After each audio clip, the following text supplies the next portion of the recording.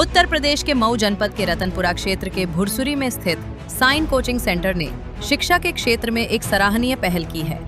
यहाँ UP board कक्षा 10वीं और 12वीं के छात्रों के लिए आयोजित टेस्ट में 205 परीक्षार्थियों की 100% उपस्थिति रही। इस आयोजन का नेतृत्व मैनेजर रविंद्र सर और सहयोगी सपना मिस ने किया। साइन कोचिंग सेंटर की खास पहचान ये है कि यहाँ सफल छात्रों को साइकिल, लैपटॉप और स्कूटी जैसे पुरस्कार देकर प्रोत्साहित किया जाता है। अब तक 101 साइकिल, 5 लैपटॉप और 1 स्कूटी मेधावी छात्रों को दी जा चुकी है।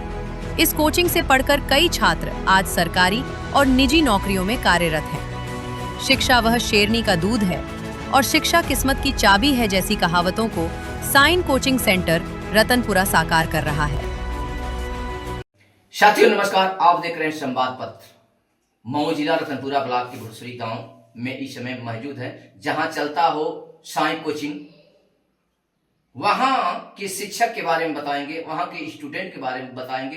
कौन कहता है कि आज भी शिक्षा बेकार है? बेकार साहब नहीं है, आज भी शिक्षा है, आज भी नौकरियां हैं। जब जो पढ़ेगा तब तो नौकरी पाएगा। तो एक ऐसे परीक्षार्थी को, विद्यार्थी को दिखाएंगे जिनको स्वर द्वारा, रविंदर सर द्वारा ऐसे शिक्षा दिया गया है। रविंदर सर का मैं अपने चैनल के माध्यम से ताहे दिलों के गहराइयों से हार्दिक बधाई देंगे कि आपका प्रखर, आपका शिक्षा एक ऐसे वहदे पर पहुंचाते हैं परीक्षार्थियों को, जहां आज विशाल दिया जाता है, उदाहरण दिया जाता है आपके शिक्षा और आपके पढ़ाई का। तो एक ऐसा बच्चा है जिसने नौकरी कई पाते हुए छोड़ दिया, लेकिन एक ऐसे नौकरी पाए हैं जिसका आप लोगों को उनसे बातें कराएंगे, उनसे रूबरू कराएंगे, शिक्षक रविंदर जी से। और आप शिक्षा दिए हुए, पढ़ाए हुए इस बच्चे का, जिसका नाम आकाश कुमार जी से बातें कराएंगे। आकाश कुमार जी, आपका मेरे चैनल में धन्यवाद है। बहुत बहुत धन्यवाद सर जी।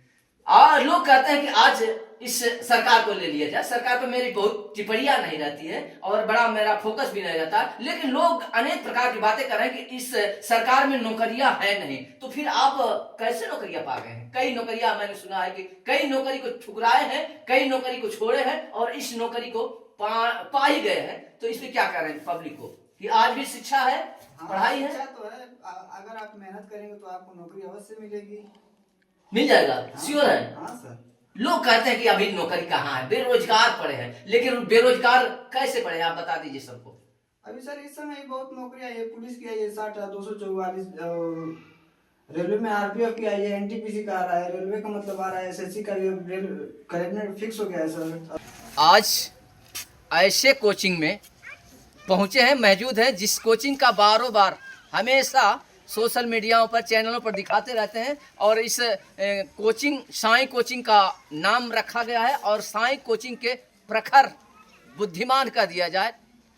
बड़े वहदे पर आप शिक्षक हैं रविंदर सर जी, और इनके द्वारा हर मंथ में 4 बार टेस्ट लिए जाते हैं। टेस्ट भी दिखाएंगे कैसे बच्चों को। यहाँ कैमरे की जरूरत नहीं रहती है, कैमरा इनका नज़र ही है, और जितने यहाँ के टीचर लोग हैं सब का कैमरे जैसा नजर है। इसलिए कहते हैं कि भैया यहाँ टेस्ट बच्चों को दिखाएंगे जो इधर से उधर मुड़ी भी नहीं करते हैं। नहीं नकल मारने की तो संभावना छोड़ दीजिए, यहाँ तो कोई गुंजाइश नहीं नकल का। यहाँ परिंदे भी पर नहीं मारते हैं इनके नज़रों से। तो आइए, ये इनके पढ़ाए हुए बच्चे आज कहते हैं कि नौकरी नहीं है। नौकरी आज भी है साहब, लेकिन नौकरी पाएंगे कैसे?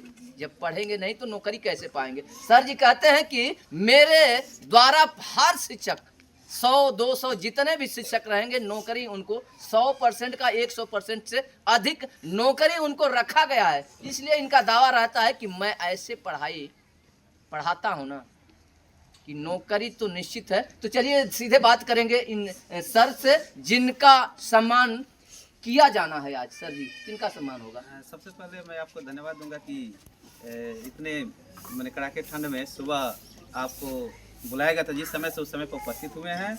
और इस लड़के का सम्मानित करना है जो आकाश राजभर बिलौजा का रहने वाला है। यह लड़का जब हम रतनपुरा कोचिंग चलाते थे सिटी इंग्लिश स्कूल में, वहाँ पे हमारे यहाँ कोचिंग पढ़े थे। और रही नौकरी की बात, तो जो बच्चा पढ़ने वाला है उसको नौकरी जरूर मिलेगा, नौकरी अवश्य मिलेगा। और ये जितने भी यहाँ पे बच्चे पढ़ रहे हैं, इस समय इतना इन लोग का बेस मजबूत कर दिए हैं कि किसी नौकरी में बैठा कर देखिए, किसी पेपर में जरूर निकाल देंगे। इससे पहले निधि और प्रतीक्षा भारती दोनों लोग पॉलिटेक्निक का पेपर दिए थे, बिना तैयारी का ही 200 नंबर प्राप्त की।